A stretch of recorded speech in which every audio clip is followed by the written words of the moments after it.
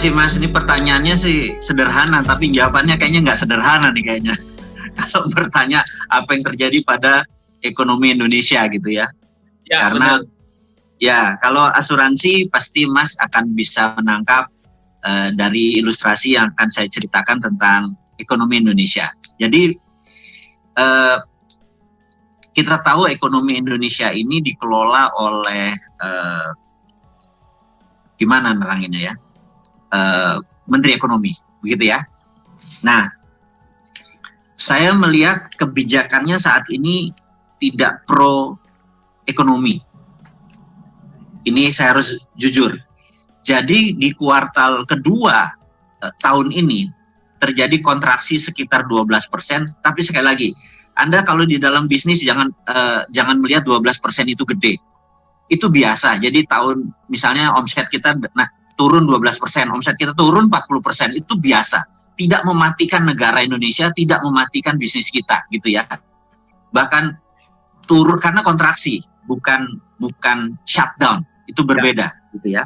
Jadi berbeda. Jadi ekonomi Indonesia akan terus turun sampai di akhir 2020 ini akan terus turun. Nah, karena memang bisnis salah kelola, bukan karena COVID. Jadi saya kemarin clear, saya dipanggil ke harus ngomong nggak ya? Nggak usah lah. Gak apa-apa, ngomong aja, bos. Bosman ngomong dikit, nggak apa-apa. Dipanggil ke istana gitu ya. Betul. Saya dipanggil ke istana dan saya minta apa yang terjadi. Kalau memang minta saya bantu, saya minta bukaan dan mereka membuka. Saya bilang sebagai seorang strangers, bukan struktural, dibuka begini saya merasa terhormat karena mereka menganggap ekonomi saat ini kusut, demikian kusutnya, bagaimana solusinya. Dan menurut saya presentasi saya yang tadinya diminta cuma 30 menit menjadi hampir 3 jam karena ada 20 dokter yang mengelilingi saya di Menseskap dan staf sus presiden tersebut. Benar-benar akhirnya suasananya cair dan konsep kita bisa diterima, di mana kalau konsep kita diterima maka 2021 harusnya kita menyalip di tikungan gitu ya. Konsep diterima ini bukan berarti saya yang menjalankan, tapi konsep ini diterima oleh mereka. Jadi konsepnya begini, mereka bertanya seperti tadi Mas, gimana ekonomi Indonesia? Saya bilang ekonomi Indonesia karena 70% ada unsur impornya, di mana negara sekarang banyak melakukan deglobalisasi. Deglobalisasi artinya day on for day on, jadi negara untuk negaranya sendiri, ekspor berkurang, impor berkurang. Negara-negara Singapura kenapa turun 40% karena sumber dayanya mereka nggak punya, mereka bergantung pada ekspor dan bergantung pada impor karena hub country, dan Indonesia juga 70% merupakan bahannya ada unsur impornya. Sementara negara-negara sekarang banyak sekali yang tidak bisa mengekspor. Misalnya gini, mobil itu anggap Innova itu ada 6.000 item. Satu aja nggak ada murnya, Innovanya nggak bisa produksi. Gitu. Misalnya dari Rumania, dia blok aja, satu koplingnya kita nggak ada remnya, udah satu udah nggak bisa jalan itu. Jadi saat ini semua kita tahu bahwa tahun depan ini mobil aja bisa nggak produksi itu karena ada beberapa part yang tidak datang. Jadi kusut sekali gara-gara deglobalisasi. Saya mau mengingatkan kepada pemerintah, saya ingat saya ada sahabat saya, usianya 15 tahun lebih tua, saya manggilnya Kak Cama, beliau adalah seorang wanita. 7 tahun yang lalu, Kak Cama ini divonis di otaknya ada blocking, tapi bukan darah. Jadi otak manusia tuh kalau menerima sensor dia menyambungkan gitu. Jadi kalau dia lagi ada ide, lagi mau mikir, ininya informasi nggak ada, palanya sakitnya bukan main karena blocking tadi. Dia minum painkiller yang paling mahal dan yang paling powerful aja pingsan gitu. Jadi nah, ke Singapura, ke Penang, sampai ke China, dikatakan semua kalau dioperasi otaknya, chance-nya hanya 30%, alias 70% chance-nya dia untuk menjadi idiot, gitu. Sehingga dia panik sekali, dia bingung, obatnya nggak ada. Nah, dia mereview, rupanya peristiwa itu selalu terjadi jam 9 malam ke atas, apa yang dia lakukan adalah setiap jam 8 malam dia nyiapin canting, dia nyiapin kain, dia ngebatik gitu ya, ngebatik bisa sampai subuh, bisa sampai jam 3 pagi gitu dan lain sebagainya. 2 tahun kemudian dia merasa heran karena otaknya pusingnya kok nggak terlalu pusing. Kalau dia pusing dia minum, atau sakit kepala dia minum Panadol, udah hilang gitu ya. Kemudian dia cek ke rumah sakit Pertamina, dia cek ke Singapura, ternyata Allah itu ajaib. Jadi otak yang ngeblok itu timbul saraf baru, motong melewati yang lama gitu ya. Jadi dia akhirnya meneruskan membatik itu sampai setahun kemudian. Begitu tumbuh sarafnya bagus, dokter melakukan operasi dan alhamdulillah sekarang sudah selesai masalahnya. Itu adalah 4 tahun yang lalu. Saya kalau cerita sama dia udah umurnya berapa sekarang? Udah 15 tahun di atas saya. Nah, yang saya ceritakan ke negara adalah gini, kalau ini ekonominya kusut, maka kita harus buat jalur baru gitu ya. Nah, jalur baru yang dibuat adalah kita menggunakan e-rupiah seperti halnya e-renminbi yang dilakukan oleh China sekarang. Dan prinsip itu langsung mengagetkan negara karena dia bilang, ini Bosman, kami kemarin menonton video Anda, itu kayak, ini Pak Menteri nih yang ngomong, kayak dapat geledek di siang hari bolong atau gleder kayak gitu. Kita masih ngomong redenominasi, ngomongin begini, toto dia kasih ide e-rupiah jeger yang nggak ada biayanya, yang infrastrukturnya udah siap. Dan kalau infrastrukturnya siap, ini kan langsung jalan ekonominya gitu. Tapi menyiapkan ini mungkin 6 bulan. Jadi kalau 2021 Januari kita sangat optimis ini udah dijalanin, e-rupiah sudah dijalanin. Tapi kalau tadi teman kita, sahabat kita bertanya, gimana kalau sampai akhir tahun masih agak slow down gitu ya. Nah, jadi bagi saya, teman-teman yang ada hubungannya dengan asuransi jiwa, karena awareness-nya itu sekarang, dan mumpung mereka masih ada fears dari corona, momennya adalah sekarang, menurut saya ya. Sekarang ini ada jualan asuransinya. Pada saat nanti ke depan, jualannya bukan asuransi jiwa lagi, udah dikemas lagi dengan strategi yang lain. Mudah-mudahan penjelasan ini bisa dapat masukan. Oke. Luar biasa. Bosman, mungkin sedikit kasih pandangan tentang apa saham yang cocok kira-kira atau instrumen fund yang kita perlu agent atau leader nih kita ya untuk bisa masuk gitu loh. Kira-kira supaya advice klien, kasih pandangan tentang fund-fund yang bakal tumbuh cepat gitu loh. Apa ya Bosman? Digital, selesai. Digital ya. Kalau ada digital company, e-money yang berhubungan dengan yang paperless dan lain sebagainya, sikat, itu tren ke depan. Oke. Mungkin teman yang lain mau tanya juga ya, Bosman. Siap. Saya kasih kesempatan ke yang lain, kembali ke Pak Awari. Silakan Pak.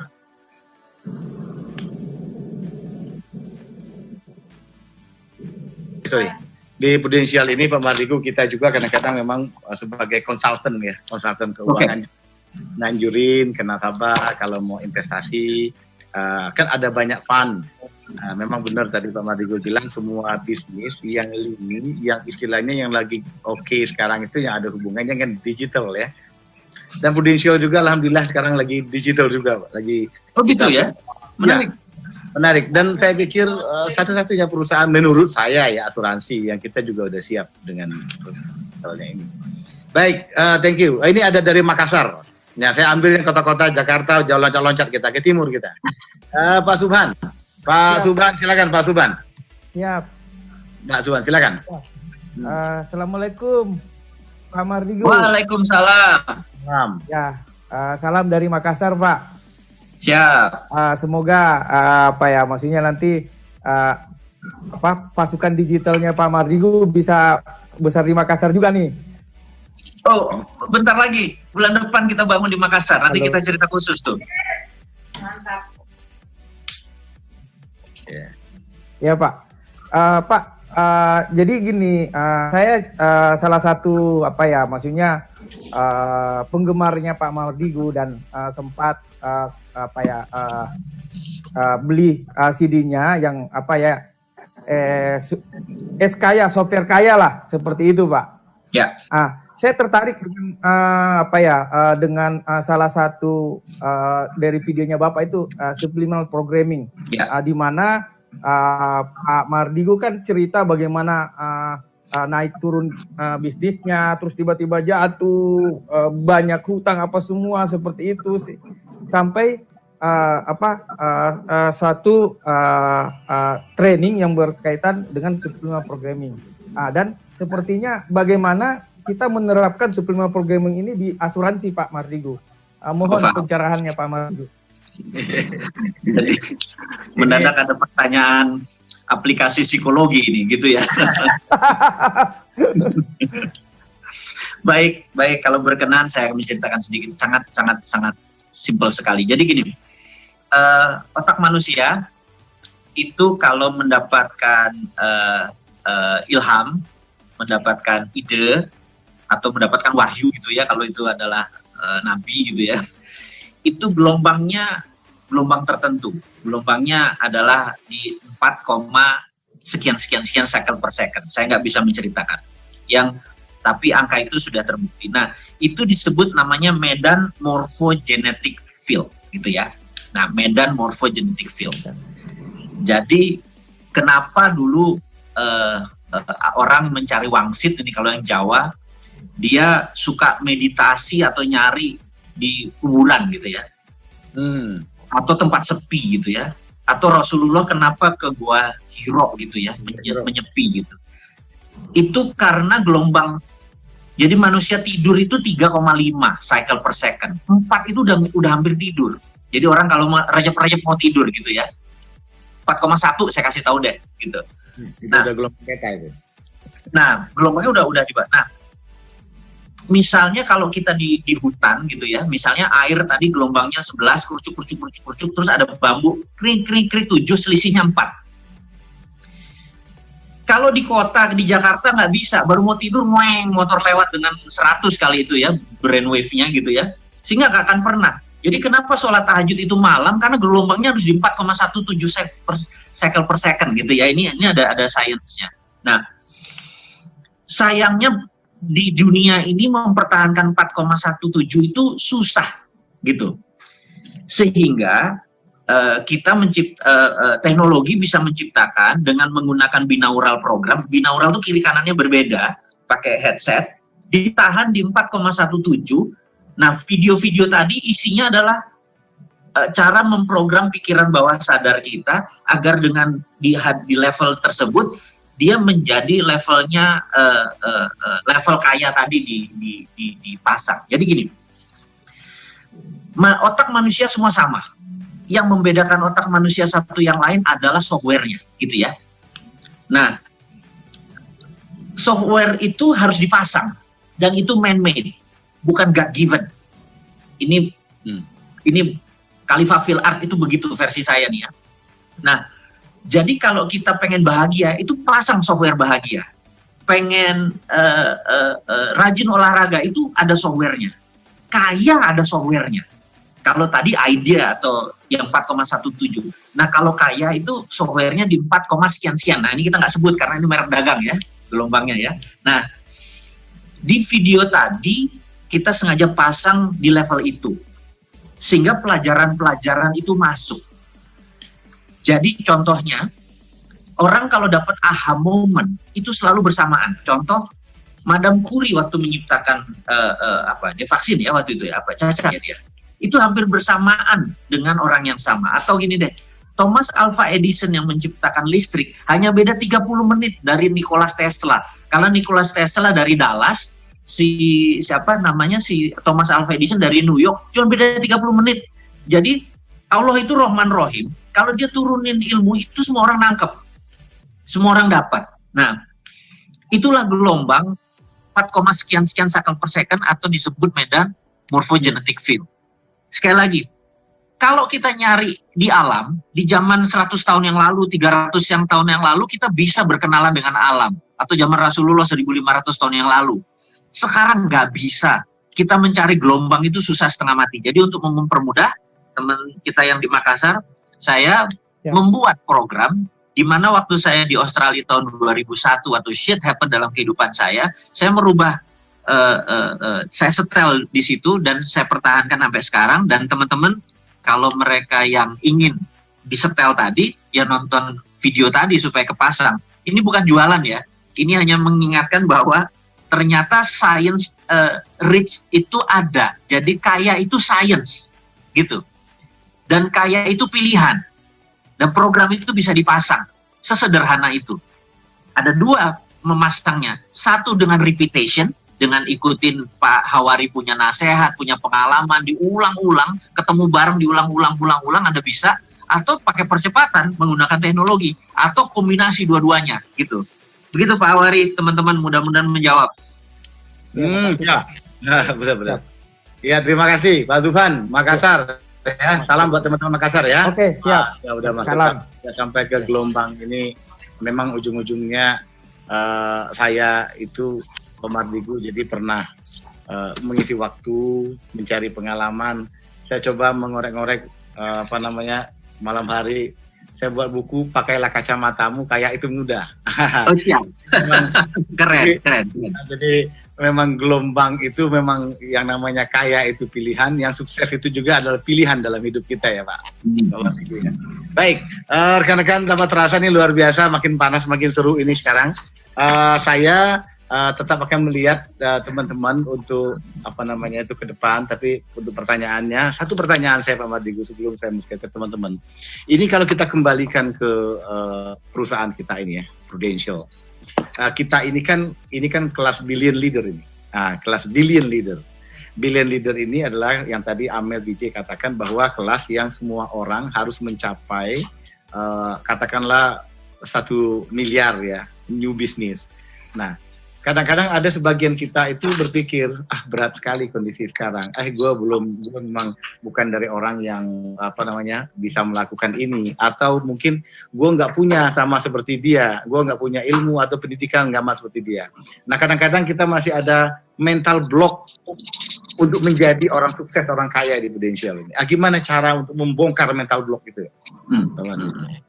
Oke, terima kasih Pak Hawari. Saya singkat saja. Bahasa Inggrisnya adalah whatever you can imagine is real, gitu ya. Saya ulangi lagi. Whatever you can imagine is real. Jadi apapun yang Anda bisa bayangkan itu bisa jadi kenyataan, gitu ya. Nah, jadi kita mau mengingatkan bahwa otak atau pikiran bawah sadar itu tidak bisa membedakan mana imajinasi, mana reality. Jadi dream big. Jangan halangi mimpi Anda dengan mimpi besar. Dream big, gitu ya. Tapi secara sunatullah, kita juga harus dikenalkan, gitu. Ini contoh. Suatu saya di Australia, kami ditanya, uang 10 juta dolar Australia itu segede apa? Saya yang ditanya pertama, saya jawab, 1 bagasi mobil sedan. Gitu ya. Terus ada lagi yang bilang 3 koper gitu ya, macam-macam pertanyaan dan jawabannya macam-macam. Kami waktu itu 110 pesertanya, tidak dijawab sama instrukturnya. Waktu break jam 12 kebetulan di sebelah kita ada ANZ Bank. Rupanya mereka udah janjian bahwa di jam 12 waktu kita break makan siang, kita akan masuk ke vault atau berangkasnya bank tersebut untuk dilihatkan uang 10 juta Aussie dollar, gitu. Begitu dibuka, hanya segede tas ecolak itu ya, zaman saya sih. Saya kaget, bahasa Jawa saya keluar, mek ngonoto ya, gitu loh. Begitu aha momen itu dapat, itu langsung tervisual kita, gitu. Jadi teman-teman, kalau Anda bilang 1 miliar itu tidak ada, kita datang ke rumahnya Pak Hawari, kita taruh uang 1 miliar, ini loh 1 miliar, nggak ada apa-apa, yang kecil kan, gitu kan. Mendadak menjadi kecil. Tadinya tuh gede banget itu angka 10 juta dolar atau 1 miliar. Terus, aduh kayaknya gue nggak mampu, kayaknya gue nggak pantas, dan lain sebagainya. Anda yang melabel diri Anda. Jadi, yang nomor 2 tadi, imagine tadi, karena whatever you can imagine itu reality. Nomor 2 adalah, jangan pernah meng-cancel doa Anda. Jadi misalnya kita tanya, Pak, bisa nggak Anda dapat 1 miliar akhir bulan ini? Maka jawabannya, waduh, gue cuma ibu-ibu, dari mana 1 miliarnya, bener nggak? Kata-kata, aduh, gue cuma emak-emak, itu meng-cancel doa. Ya, gue kan baru mulai di pro, ngerti nggak? Itu meng-cancel doa. Bisa nggak percaya 1000% bahwa itu datang? Jangan pernah meng-cancel doa. Jadi kalau kita bilang bisa sudah. Jangan mikir dari mana ya, itu meng-cancel. Begitu meng-cancel, Anda harus mimpi lagi, Anda harus ngeset lagi. Gitu. Itu pengalaman saya.